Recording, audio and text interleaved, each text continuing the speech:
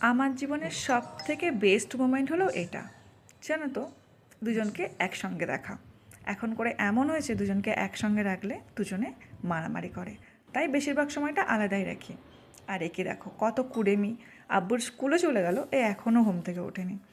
এ কুড়েমি করলে আমি একটু কুড়েমি করে ওর কাছে গিয়ে ঘুমিয়েই পড়ি। তারপরেও কি করব, খিদে পেয়ে যায়।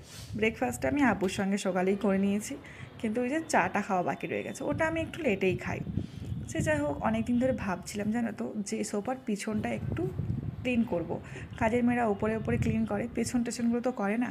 আমি কদিন ধরেই ভাবছিলাম যে এটা করব। তো আজকে ওটাই করছিলাম একটু, কারণ এই টাইমটা আমি একদমই ফ্রি থাকি। আব্বু স্কুলে চলে যায়, ছোটোটা একদমই আমার সঙ্গে খেলে না, মানে আমাকে জ্বালায়ও না, আমার সঙ্গে খেলেও না। স্যাড না? সে আমি আব্বুকে খুব মিস করি। ওই ফাঁকে আমার সমস্ত কাজও হয়ে যায়। আমার এই কাজ সব করতে করতে আমার আব্বু চলেও আসে স্কুল থেকে, তারপরে সারাদিন আমাকেই জ্বালায়। বুঝতেই পারছি দুজনকে নিয়ে সারাদিন খুব ভালো করে কেটে যায়। ওই সকালটা একটু খালি বোর ফিল হয় আর কি।